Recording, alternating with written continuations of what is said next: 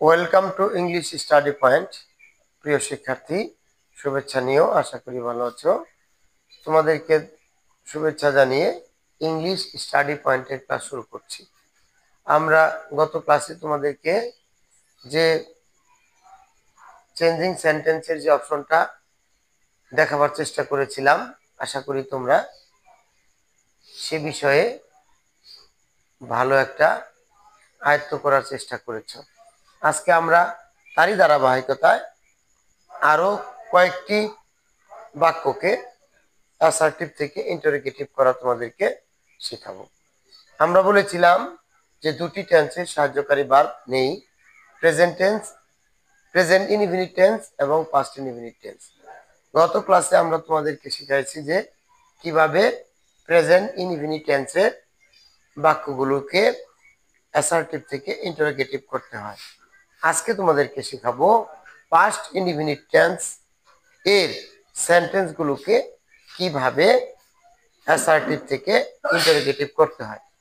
প্রিয় শিক্ষার্থী, নিশ্চয়ই তুমি জানো যে পাস্ট ইনডিফিনিট টেন্সের গঠন। পাস্ট ইনডিফিনিট টেন্সের গঠন যদি তোমাদের মনে না থাকে তাহলে আমি মনে করিয়ে দিচ্ছি। পাস্ট ইনডিফিনিট টেন্সের গঠন হলো সাবজেক্ট প্লাস ভার্ব এর পাস্ট ফর্ম প্লাস অবজেক্ট। একদম সহজ, সাবজেক্ট প্লাস ভার্ব এর পাস্ট ফর্ম প্লাস অবজেক্ট। এই সাবজেক্ট প্লাস ভার্ব এর পাস্ট ফর্ম প্লাস অবজেক্ট এই বাক্যগুলোকে আমরা কি করে অ্যাসার্টিভ থেকে ইন্টারোগেটিভ করব, আজকে এই টেকনিকটা আমরা শিখব।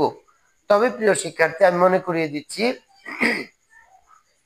এই টেন্সের জন্য যে কোনো বাক্যই আসুক না কেন আমরা কিন্তু বলেছি 6টি সাবজেক্ট। এখন এই 6টি সাবজেক্ট, যে এই 6টি সাবজেক্ট, প্রত্যেক সাবজেক্ট এর জন্যই কিন্তু আমাদের একটা ডিড ব্যবহার করতে হবে। আসো তাহলে আমরা ওটা আগে দেখে নেই যে কিভাবে অ্যাসার্টিভ সেন্টেন্সকে ইন্টারোগেটিভ করা হয়, যেই সেন্টেন্সটা পাস্ট ইনডিফিনিট টেন্সে রয়েছে। তাহলে প্রিয় শিক্ষার্থী, তুমি দেখো এখানে আগে আমরা প্রথম দেখবো, উপরে যাব না।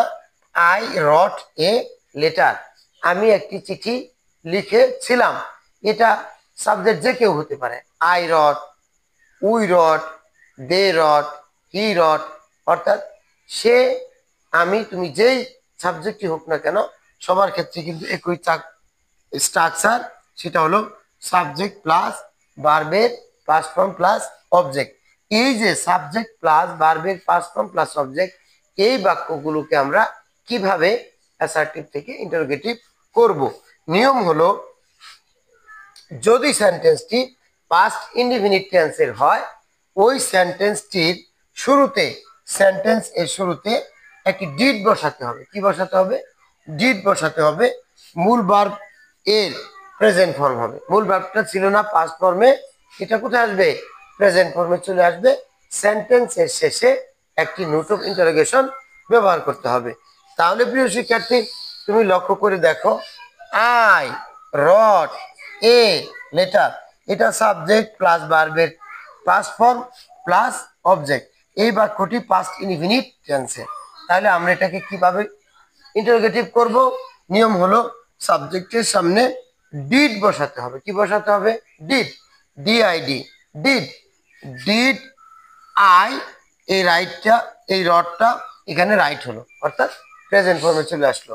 Did I write a letter, did I write a letter. Understand? তোমার বুঝতে মনে হয় বাকি নেই যে আমরা এটা অ্যাসার্টিভ থেকে ইন্টারোগেটিভ করে ফেলেছি। বাক্যের শেষে নোট অফ ইন্টারোগেশন দিয়ে দিলাম। আচ্ছা, এখানে we did the work, we did the work, আমরা কাজটি করেছিলাম। সাবজেক্ট প্লাস ভার্বের পাস্ট ফর্ম প্লাস অবজেক্ট ছিল, এটার আগে ডিড দিলাম। তাহলে ডিড এর প্রেজেন্ট ফর্ম হলো ডু। তাহলে did we do the work. বুঝতে পেরেছো তো? Did we do the work, did we do the work.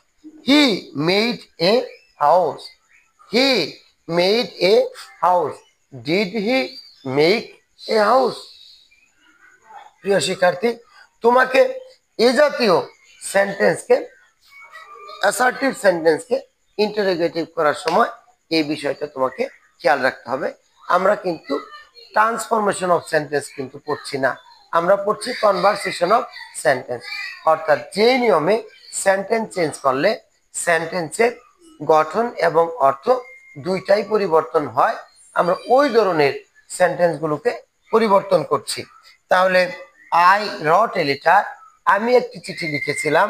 Did I write a letter, আমি কি একটি চিঠি লিখেছিলাম।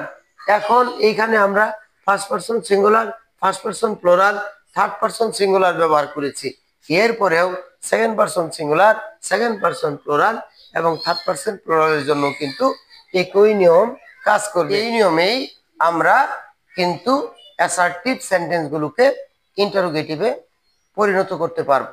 সবচাইতে তোমাকে একটা জিনিস খেয়াল রাখতে হবে যে এই যে সেন্টেন্সটা, আমার এই সেন্টেন্সটার টেন্সটা আগে তোমাকে নির্ণয় করতে হবে। আগে তোমার ওই সেন্টেন্সের টেন্সটা যদি তুমি ধরতে পারো, তাহলে এই নিয়ম করে তুমি কিন্তু অ্যাসার্টিভ সেন্টেন্সকে ইন্টারোগেটিভে পরিণত করতে পারবে। আর তুমি তোমার পাঠ্যপুস্তক বা যে কোনো একটি ইংলিশ গ্রামারের একটা অধ্যায় থেকে বা একটা চ্যাপ্টার থেকে তুমি কিন্তু অনেকগুলো ইন্টারোগেটিভ ফার্স্ট ইনডিফিনিট টেন্সের সেন্টেন্স সংগ্রহ করে তুমি ওই অ্যাসার্টিভ সেন্টেন্সগুলোকে ইন্টারোগেটিভে পরিবর্তন করে অনুশীলন করতে পারো।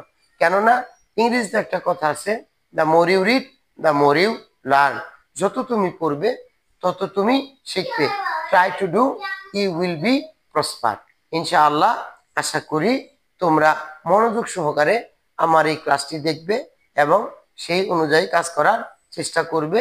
সকলের প্রতি আন্তরিক মোবারকবাদ জানিয়ে আমরা আমাদের ক্লাস শেষ করছি। আল্লাহ হাফেজ।